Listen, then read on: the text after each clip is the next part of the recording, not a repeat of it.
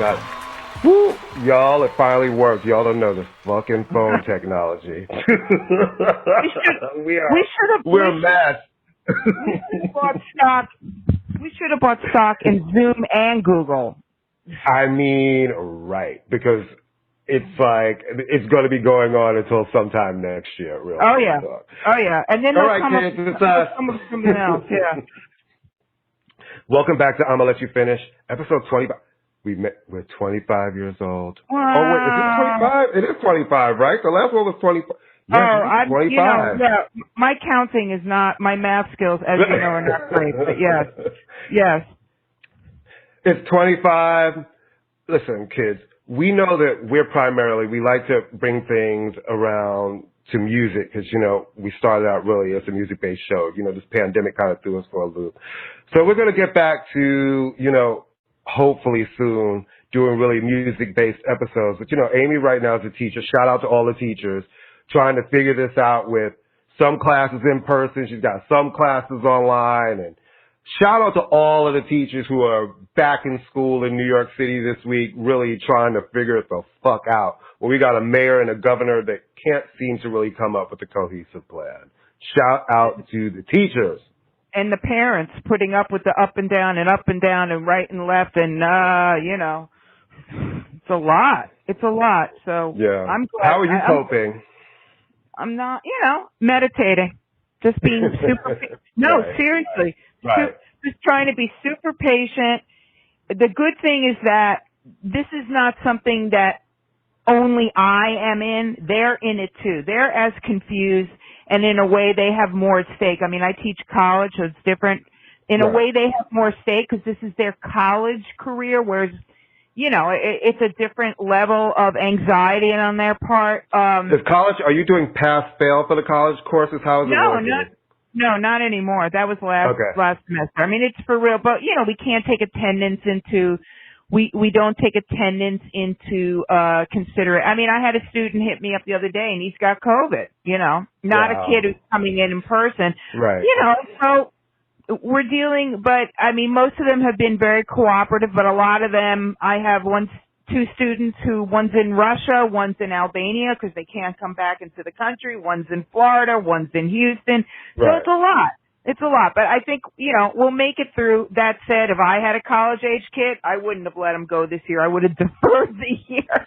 I have to say, most of my friends with kids did not let their kids go back. Some of those schools were open, and they were like, no, we're doing homeschool. No, not because of health. Because of money and the social experience, you know? Well, it's so funny because I just went, you know, to have my checkup, like finally having an in-person checkup and get my shots and all that stuff for the season. And I was talking to my doctor, and her son is in college. And, you know, this is like a big year for him, and, you know, he's home. And I was asking, well, are they at least, is there some sort of prorated rate because the kids are all at home? She said, no, it's just they took off the dorm fees, but I'm paying the same amount of money for my kid to be sitting up in the bedroom where I'm paying for everything and learning on the computer that I paid for. Yeah, the food fees, the dorm and the housing and the food, and that's it. Same thing. Right. Yeah. It's kind of crazy, but you know.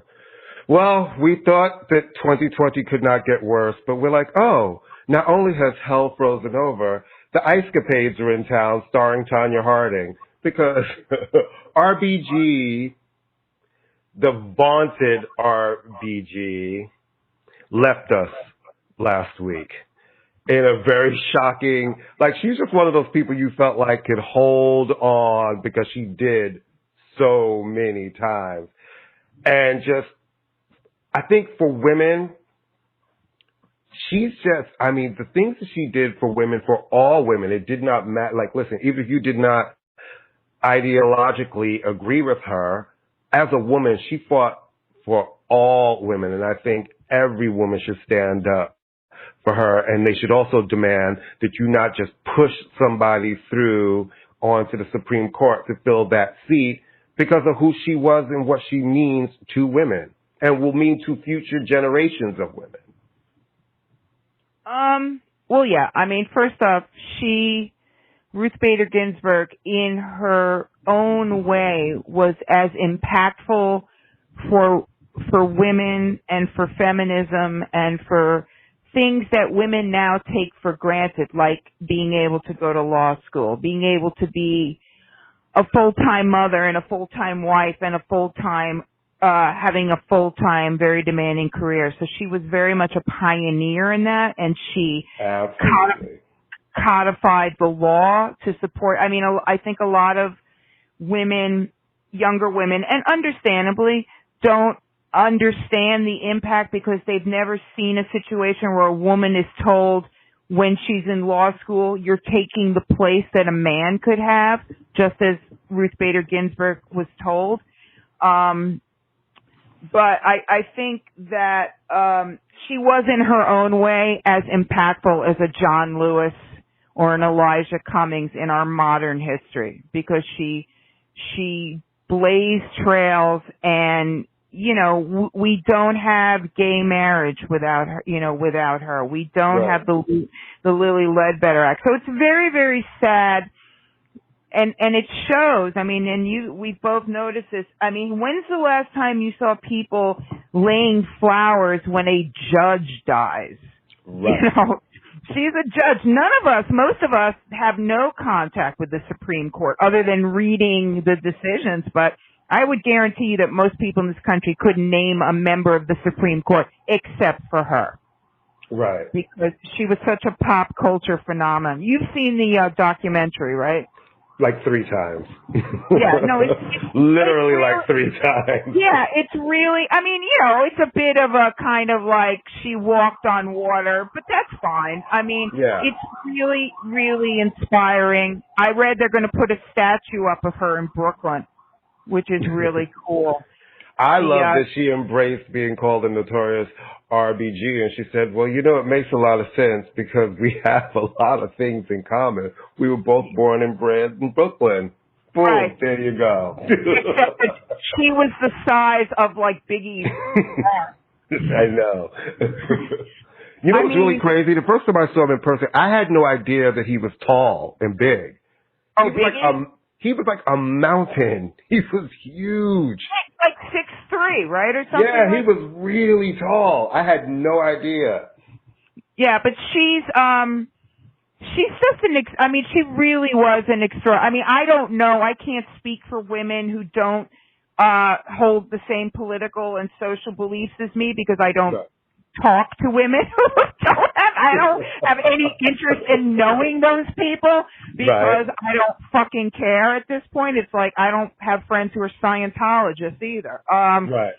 But she really, really, I hope she really, really is important for women everywhere. Even if you didn't believe in what she believed in, I mean, you have to give her that, you know, give it to her for what she. So it's very, very sad. I, too, thought she would live forever. I mean, she beat cancer 4 times. Wait, and pancreatic cancer. Everybody that I've known personally who's had pancreatic cancer died from it. And then other people that you heard of getting pancreatic cancer usually die from it. Alex Trebek is fighting a good fight, but it's a really hard one. Yeah. And again, well, when you watch the movie, which CNN is playing and is on Netflix and all that, she literally was the size of a whisper. Okay. Yeah. I mean, she's tiny and she's in the gym pumping iron and I'm sitting there going, what's your excuse, Amy? You still do Pilates and shit. Yeah, but I'm not fucking pumping iron. Okay? Dragging my fat ass out of bed is not pumping iron. No, but so she really is an extraordinary woman. And I know that there's been some debate about the intersectionality of Black Lives Matter movement and the civil rights movement and the women's movement. And the women's movement has very often been seen as a white feminist movement. But I understand that argument and I agree with it in some ways that it has been skewed away from black women. But I will say I've been very black women felt completely excluded from the entire movement. But I've been then there's a great article about that in the Times today, in Tuesday's Times. But I've been very heartened to see the across the board tributes to her from Black women, from Hispanic women. And I don't think they're just doing it to have good TV. I've been very heartened to see, I think it's really, really sad. I was shocked, though it's not unexpected, obviously, but it's very sad. The timing, of course, couldn't be worse. We're not even going to get into that because it's just disgusting. You know what I mean? It really is disgusting. But you know what, everybody? Vote. I want you to vote. And vote up and down the ticket. We need to take everybody out. I don't think the Republicans have been good for people. I don't even think these Democrats have been good for people. So we need to make changes up and down the board. But we need to control the Senate. The Democrats have to get the Senate. Because if Trump wins again, which he could, controlling the Senate will definitely curtail a lot of the bullshit that is happening. And that's why I always say on this show, these smaller races, your city council, your gubernatorial races, your mayoral races, that shit counts. You people who just show up when it's a presidential race, that's not what's changing everything in your local municipalities and all of the stuff that you're really frustrated about. You need to vote up and down your ticket. And we need to get new, young people with fresh ideas in there because Washington is stuck. People get there, they're not working on either side for the people. They're just fighting and nothing is getting done except Republicans filling up the courts with judges. And that's not helping anybody in their real life. It's not helping the Republicans who are voting for Republicans. It's not helping the Democrats who are voting for Democrats. That's all we're going to say on that. Can I just say this to you, Amy? Would you ever be excited to read a 768-page book? No. And that's the end of our stuff. Well, thank you. Remember to tip your waiter on the way out. Well, A Promised Land, President Obama's presidential memoir, volume 1. Are there pictures? Are there like illustrations? I don't know, but it is 768 pages. Yeah, I can't, And the first printing, I believe they say they're printing 3 million copies. That doesn't surprise me. I mean, it will sell. I mean, Hillary Clinton's book sold a gang of copies. Michelle Obama's book. Michelle sold 8. Yeah, she sold 8. Gang of copies. Yeah. None of their books were 768 pages. That's a lot. Even if you get an audiobook version, I feel like you'll be listening to it for 2 months, 768 pages. That's a lot of reading. Yeah. But he is a great writer. He's a great writer. So I feel like if Barack Obama is writing 768 pages or something, there must be a lot of good reading up in there. So I'm down for it, and I'm definitely going to buy it. Yeah. I think, he is a great he is a great writer. I don't think I will buy it. I mean, not because I don't think Barack Obama is a great writer and stuff. I didn't buy his last book. Huh? No, I didn't read that either. I'm not. You're like, I'm not doing it. No, not because I have anything against him. First off, I rarely buy books. I usually take them out of the library. But also because, it's not my kind of book. I don't like, I like fiction. Yeah. So when not that I like juicy celebrity bios. Right. And since I know who she like slept with. Like a good old school Kitty Kelly. Remember Kitty Kelly used to do those scandalous books? Since I know who she fucked and she didn't do any drugs, not so much. You like that story, doesn't it? Not so much, Now, I would like to read about Bo the dog. I think he's fascinating. Doesn't Bo have a book? I believe Bo has He probably does. He probably does. He probably has a book deal and a docuseries with Animal Planet. Right. Produced by Oprah. Yeah, exactly. Yeah. Well, what do you think about Madonna co-writing and directing her own biopic? It's bullshit.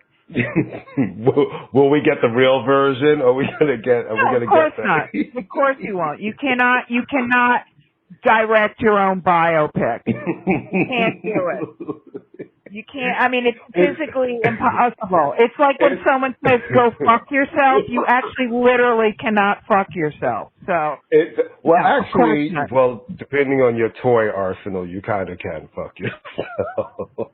Well, If you have that little chest you under the you bed. won't get dinner out of it. Okay, this is true. This is very, very true. And then there's one very weird note that I know, like, that we're both really weirded out by.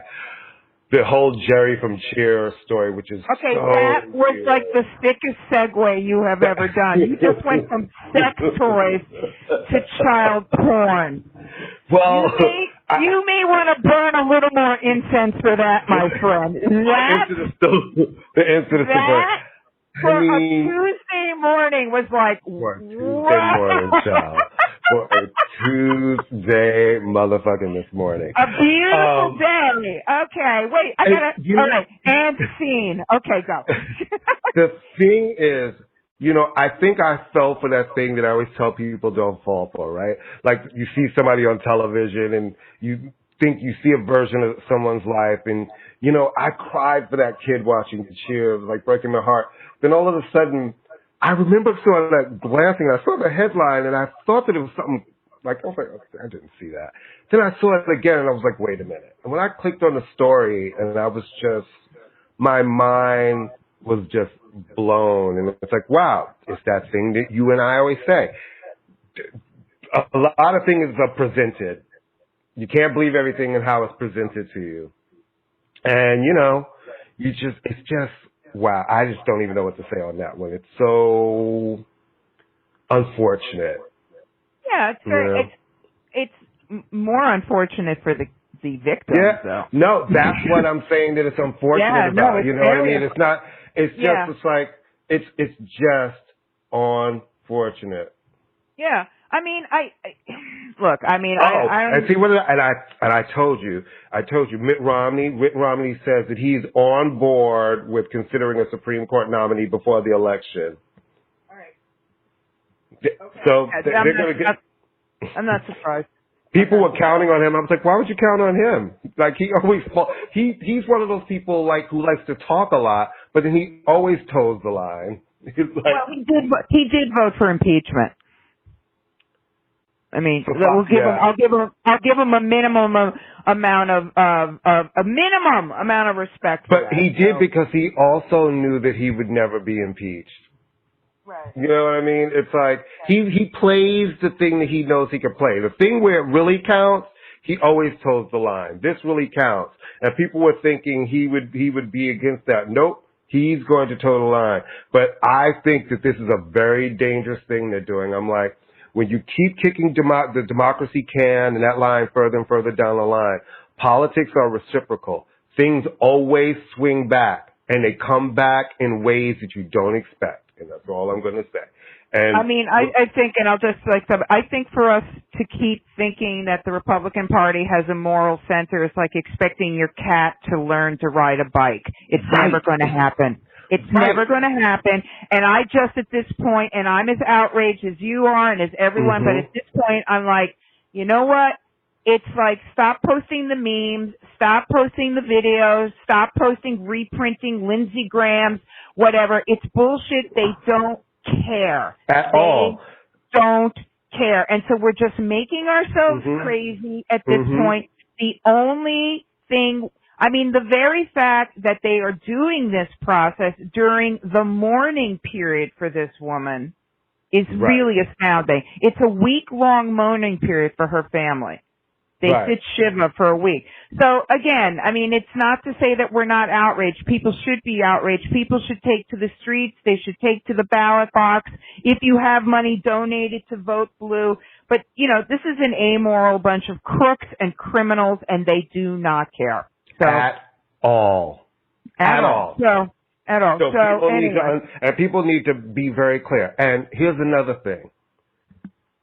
No form of protest will ever be acceptable against racism, will ever be acceptable to racists. So despite what they say, stay in the street. And you better be in those election booths on the 3rd of November. And another thing, if you're a Democrat, don't Don't mail in your vote. Don't request a mail-in ballot. You see all of this shit that's happening. If you're a Democrat, get your ass to the booth. We have enough time to figure out how to get our older people there and make sure that they can vote. If they need rides, figure it out. But you see all of the shit that's already going on ahead of time for the mail-in voting. It's like, do not request the mail-in voting ballot. Show up in person. And you have enough time to be planning it now. Just like everybody knows how to plan when the new Jordans come out, the new PlayStation comes out, the new iPhone comes out. We all know how to plan when the tickets go on sale for the concerts we want to go to. Figure out a plan to vote. But you know there's going to be some fuckery with the mail-in voting. Don't be like, well, I requested a ballot and sent it in. Show up in person. I don't care if I have to wear 5 hazmat suits and a couture helmet. I will be at my voting booth at 6 a.m. November 3rd. That's Well, all. you can also early vote. Absolutely. Wherever you can do it. I'm early voting. So. Yeah. Are we doing it for the presidential in New York? Are we doing? Yes. I know we just started it last time. I didn't realize we were going to do it. Ooh. It's go online. You can just League of Women Voters or Vote New York. It's a good solid week of early voting, and it's weekend hours too. Oh, good. I'm going to early vote too. Then that's and perfect. In fact, in Brooklyn, they're opening up Barclays Center for it. Great. You know what, everybody? Check your state. Every state by state. Go to vote.org. Check for early voting. Do it in person. Don't leave it up to anything being mailed in. Like, we already see the fuckery that's coming down the road with that. Don't do it. Yeah. Now, on a lighter note, we were talking about child porn. Yeah, but we child porn and Madonna fucking herself. So yeah, which is like child porn. Madonna. I can't even. Madonna. Whatever. I just never thought she would be this chick. Like, she was always to me going to be like the coolest chick. She's always been this girl. Yeah, but I didn't think it would be this. This is like some other shit. It's like some other shit. Yeah. Like, this is like, it's like, I thought, anyway. Can we talk about how, like, I know it's already late and this happened and blah, blah, blah, blah, blah.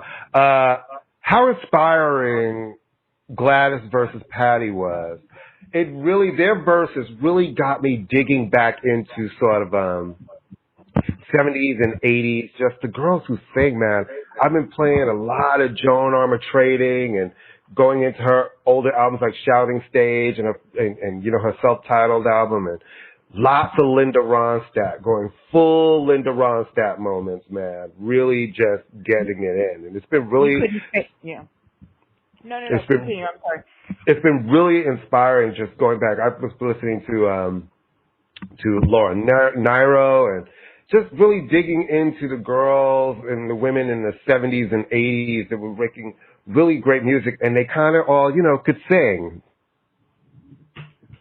I watched part of the Patty and Gladys, and I thought, it was just nice to see the men who are in charge of these things not try to make it some bitch fest, because that's what men try to do all the time. And look, there's no winner or loser when you get to hear Patti LaBelle and Gladys Knight sit and sing, and they're both wonderful women. They're both they're both fountains of musical history, and they both in so many ways change the way people think. So it was just really, it was nice to see that, because I find the whole versus thing to be a little head scratching sometimes. It seems like they're just trying to make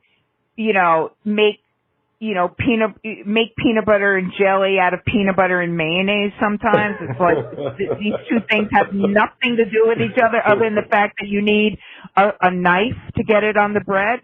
But, that John Legend, Alicia Keys. I was like, who wants that? Alicia Two Keys, very nice people, but they're both really nice people. Well, Alicia Keys does have the inside track on that one. That's her husband putting their shows together, so,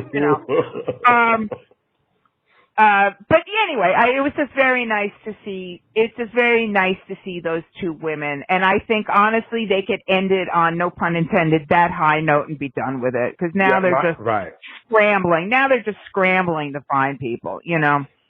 Yeah, I thought actually Teddy, Riley, and Babyface, and these two women were the ones that really, and Beanie Man, and wasn't it Beanie Man and Bounty? Who was it? Beanie and who else? It was Bounty Killer and Beanie Man? Was that? Maybe, was that I don't remember. Because, I don't watch any of them. The only one I just watched was this one. And I remember that everybody loved that one. That was supposed to be the Jamaican, that was really the dancer one was the one that had everybody lit. Yeah, everybody liked. But I just think at this point, it's just like everything else. It's now people scrambling to do something to fill airtime. So I think they could easily end it at this, and then, it was a good run. Well, what's going on with your 90-Day Fiancé? It's like, what's happening? Oh, my God. Okay. So what's really important is because of COVID, no, seriously, this is serious shit. Because not only has COVID killed people, which of course is the most horrible thing, and fucked up the education system, and fucked up our economy, and makes it impossible. That's what she's the most upset about. Yeah. Okay. So those are all the most horrible things of all. Okay. Takes a breath. It's fucking up television because this is a show that is dependent on people traveling. So they've made shorter seasons, and I've been forced to kind of start watching Darcy and Stacey, which I'm not even going to go into what that is, but now they're wearing masks on it too. So it is sort of interesting to see how suddenly all our television is going to have this element to it where it's going to be this reality, no pun intended. So anyway, and the soap opera, the kissing scenes are being done with mannequin, and the sex scenes are being done with mannequins. Well, some might argue that they've always been done with mannequins if you really see the level of soap opera acting. But anyway, so 90 Day Fiancé is kind of screwed up for now, and I'm scrambling because it's not fair. Didn't you switch to like Life After Lockup or some shit? Oh God! You know what? Life After Lockup is. I've never thought I would say this, but it's true. God. It may be too ratchet even for me. I draw the line at like Jerry Springer and that. It's just like at this point, you know what it is? You always need, and you know this, you always need someone you're rooting for. In any kind of situation, you need someone you're like, I want them to be happy. I don't want any of these people to be happy on Life After Lockup. I want them all to go away and get their tubes tied. And that's, I actually don't like Ratchet. I was joking around about that. But honestly, the thing is, you need someone you can root for, or someone you have you're invested in some way. And I'm just not really, the Life After Lockup, these are basically all, just despicable people. So I don't, but so 90 Day is kind of, it wraps up. Some new show that, you said you discovered some new show that's really going to give us like a Danish House of Cards. Yeah. I like to be, not the first one in the pool, but the fourth one in the pool to make sure the water, the water's in good shape. No, so I went to this, for some reason, and I'm a voracious reader. For some reason, I haven't been reading in a while, and I can't figure out why it is. So I've been watching television with subtitles, so it's kind of like reading. So after going through my great Israeli show period, I'm now in a Danish show. You did have an Israeli show period. It was great. No, they're great shows. I'm in a Danish show period, so I watched Rita, which is really great. And now I'm watching Borgen, which I had read about, and it's excellent. No, it's seriously, it's sort of like a Danish House of Cards, but without Kevin Spacey chewing up all the scenery, and much more plausible. Allegedly. No, it's not alleged. He came out.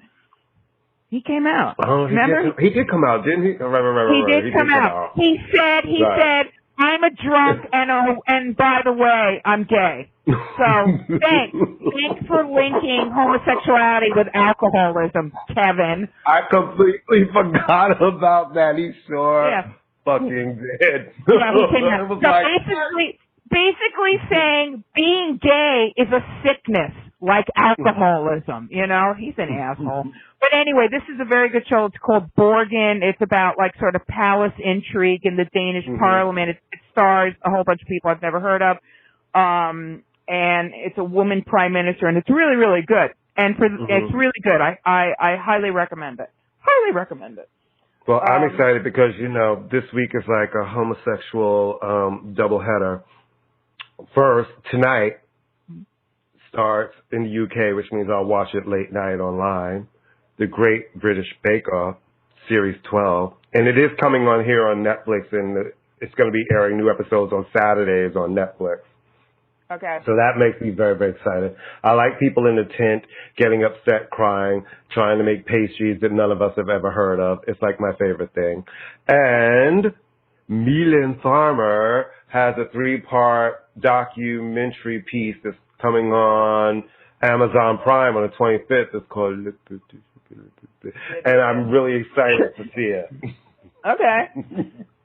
That sounds good. Because it's been like none of my TVs come back. Like, I like Survivor, but Survivor got cut short because of the pandemic. I like The Amazing Race.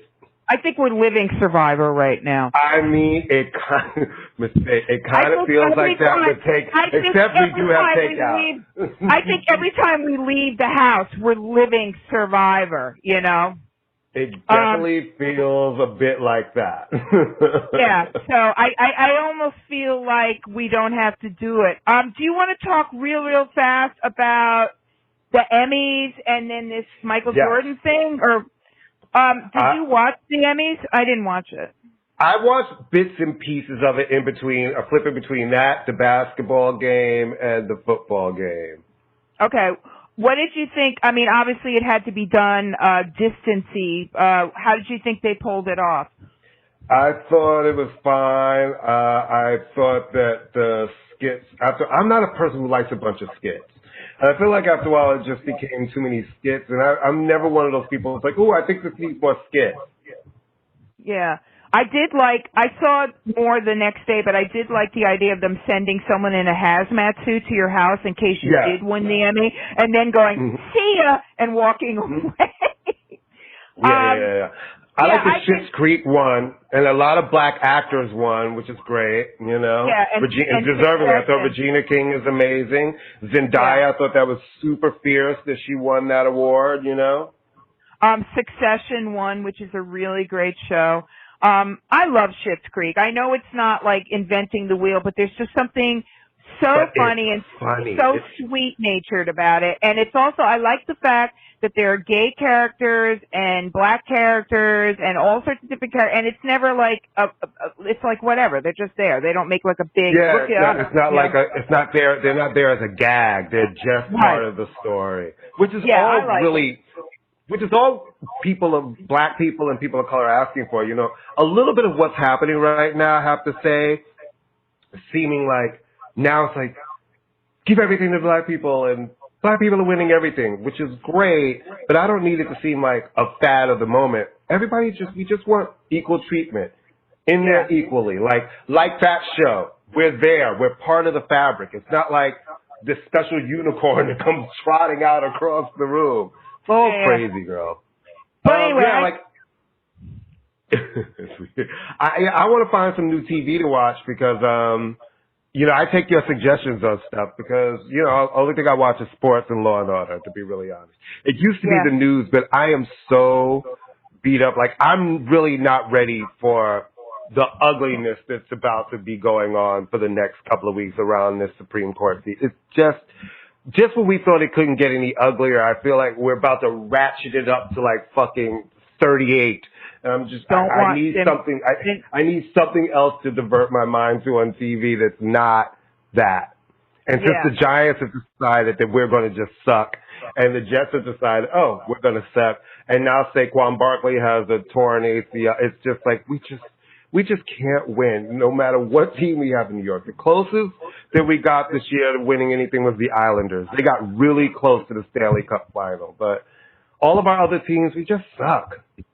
Yeah. Well, we're rebuilding, as they say. 18 years in, we're still fucking rebuilding. We're rebuilding. It's like the LIE and the BQE. We're rebuilding. It'll take a minute.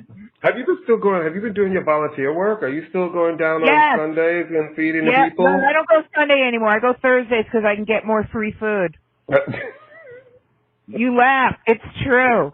It's keeping me alive.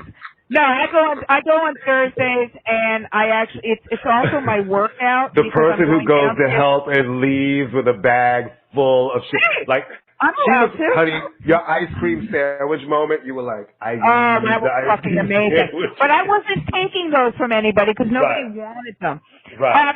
No, I mean, I don't take a lot of stuff. I just, if they have, I take it. But it's also my workout because I'm going down steps and lugging up like 10 bags of potatoes and then going down steps and lugging. So that is literally my, in honor of Ruth Bader Ginsburg, that's what I'm doing. I'm lugging sacks of potatoes up the steps.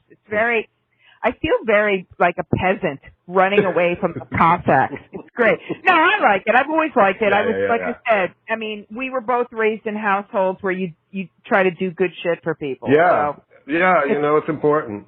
I don't have the money to give to people, so I figure I can do this. And it's community. It's important to have community, especially now when we're so isolated from each other. Yeah. So it's important to have that. What else did we want to? Was there anything else that we wanted to opine? Michael Jordan, teaming up with Danny Hamill to form a new NASCAR racing team, and they've hired Bubba Wallace to be one of the drivers. I mean, I think they should call it DWB, the DWB team. And what would that be? Driving While Black. You don't think that's fucking, can you imagine the amazing merch they could get out of that? Come on, Courtney, you learned marketing. That would be amazing merch. It would actually be fierce, and it would just, the heads would explode. And I think I would love it just for the explosion of the head. Come on. That would be, talk about a gag. That would be, come on. You get a bunch of like young black. Honey, strapping. Let them all be hot and strapping. Right. I'm down with DWB. Yeah, you know what I mean? It would be, I could give a rat's ass about Michael Jordan or NASCAR, but I would watch that to see a bunch of black guys. In the driving while black car. Wait. And then the commentators have to say it every time. There's the driving while black car. Driving while black is coming around the corner. Really? And then they could have the white referees. What do they have in NASCAR? Do they have referees? Who decides these things? It's just I think how does it work? Well, there's the thing, and there's the flag person, and there's the thing with the lights, and it blinks like that. Yeah, I don't think they have like somebody in a yellow shirt throwing down a flag. But I don't know. I think they're cheerleaders, right? Aren't there like cheerleaders? No, I know. No, there are the girls. There are those car girls that have the little bra tops and little short shorts. There are girls. I do know they're girls. I think you're thinking of Dukes of Hazzard, but I don't know. No, they are. I'm telling you. I think they come out and they stand by the thing with the flag, and they're like, "Girl." That might be. Car girls. Well, anyway, NASCAR. If you're listening, I am giving this to you. DWB. That is hilarious. My gift. Every once in a while, with a good one. I mean, the level of mortification, they would be like, oh, can I just say this? So, the view's been back for a new season. And I know people don't want to like Meghan McCain, but her hair has been looking fabulous on this new season. She's pregnant. I don't know who's doing her hair and makeup. They're new. But she's looked great this entire time coming back. That hair has been beat. She's been giving you a different hairstyle every day, and her face has been beat. I'm like, you better serve Meghan McCain. I know everybody hates you, but I like you, and I appreciate the beat. Her gestation period seems to be that of an elephant. When is she having this baby? No, seriously. Has she not been pregnant since February? I mean, come on. Oh my God, Amy, that's horrible. No, she's 8.5 months. She's 8.5 Okay. months. So it should be coming the up. only person on this show. But you know what's really funny? First of 9 all, months. and so we haven't even seen her pregnant really. Because like she's always been sitting down. So there's no footage of her walking out there really showing being pregnant, which is quite clear. So we have no proof. We have no proof that she's pregnant. How do we know that she's pregnant? It could be like Beyonce. She's just telling people she's pregnant, and then oh my God, do you remember that with the conspiracy where people were like, I remember before it was even announced she was pregnant, I had come to the Roseland show and I was backstage and everything. I went and I was saying hi to her, gave her a hug and everything. And then Leanne walks up to me. She's like, hey. And I remember looking at Leanne and I was like, Leanne, you do know that I know a pregnant person when I see one, right? And she just looked at me and said, ran off, did not answer me. But I was like, so I thought it was funny when people were trying to act like she wasn't pregnant. I'm like, if you were ever really around her during that period, she was very clearly a pregnant woman. So it's so weird the shit that people want to believe. That was one of the strangest ones to me. I'm like, she is a human being, you know, like human beings can get pregnant. Like why would she take the effort to walk around and pretend to be pregnant? That doesn't even make sense in any stretch of the imagination. On Law and Order, they do that all the time, and then they find a pregnant person and steal their baby. Courtney! Anyway, I think Meghan McCain, I want proof that she's pregnant because you know in like 3 weeks she's going to just find a blonde-haired baby from a prominent Puerto Rican family and present it as her child.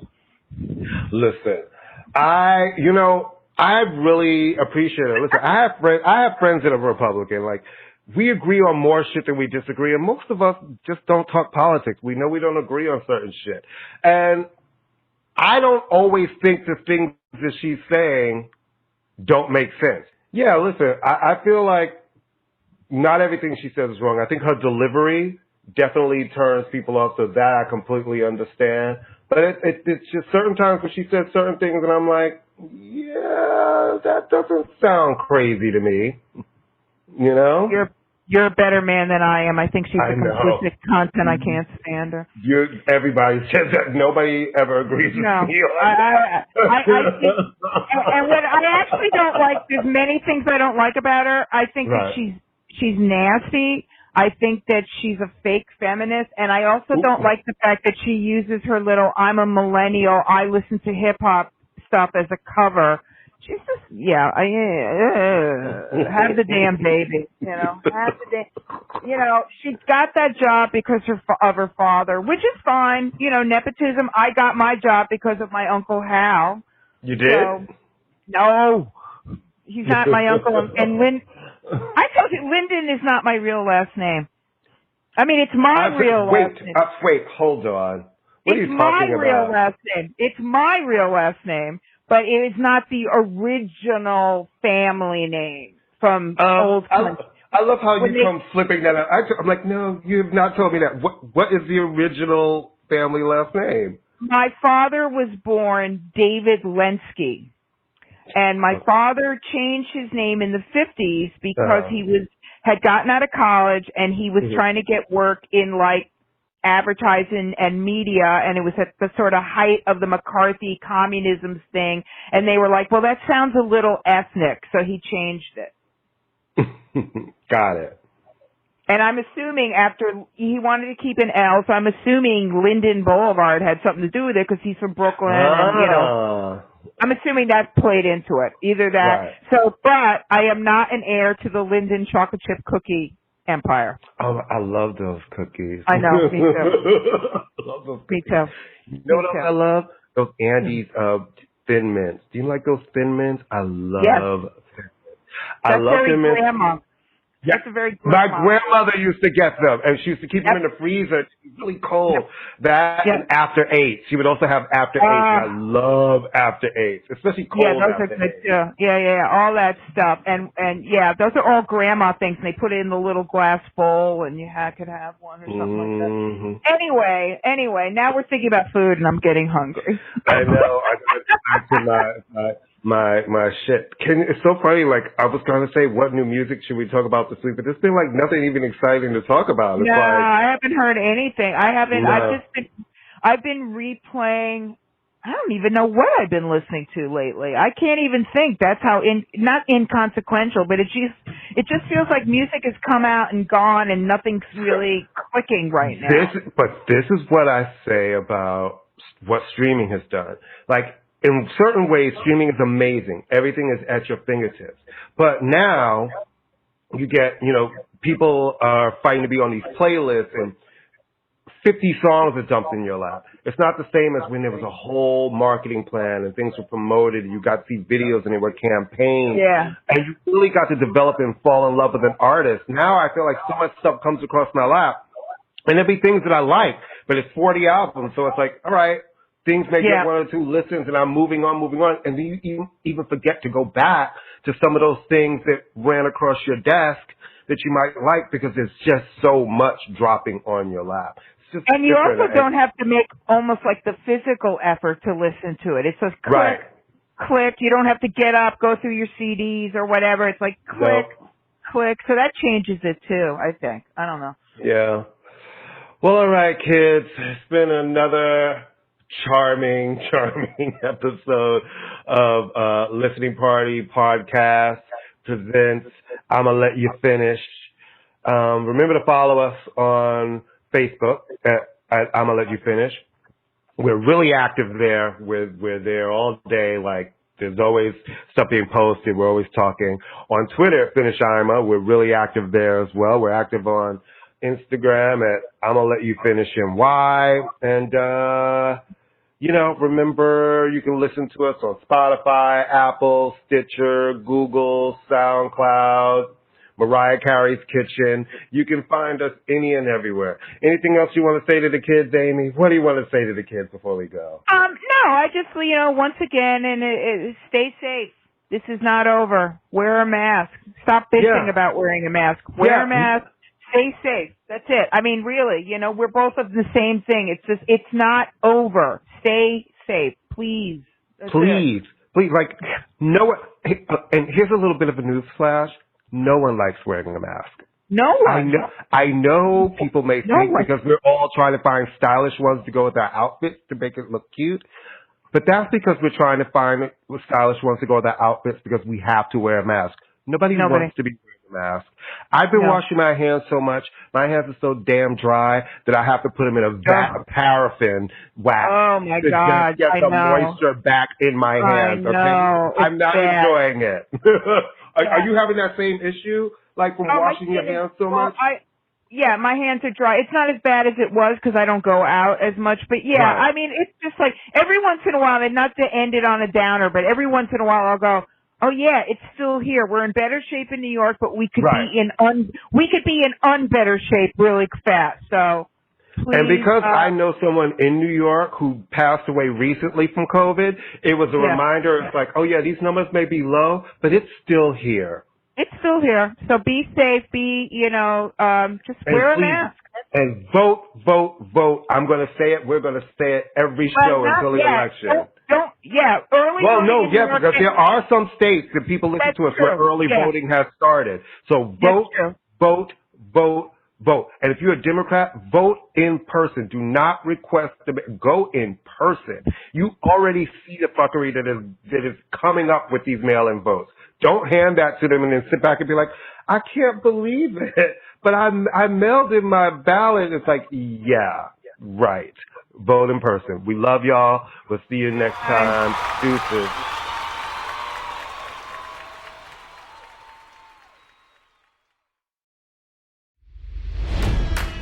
It's NFL draft season, and that means it's time to start thinking about fantasy football. FantasyPoints.com features industry-leading experts and prognosticators using proprietary hand-charted data to help you score more fantasy points. FantasyPoints.com is the place to go for whatever kind of fantasy football you play. Whether you play fantasy football, daily fantasy sports, or do a little bit of everything, Fantasy Points has the meticulously researched content to guide you to victory. And why wait for the fall? Fantasy Points also covers the new spring football league, the UFL. Join the guru, John Hansen, Scott Barrett, Joe Dolan, and other massive names in the fantasy football universe with an exclusive offer. Use code Pantheon for 15% off any Fantasy Points package, including the all-in package, with access to every article, tool, and data nugget that Fantasy Points has to offer. That's FantasyPoints.com and code Pantheon for 15% off at Fantasy Points. FantasyPoints.com, code Pantheon. Score more fantasy points.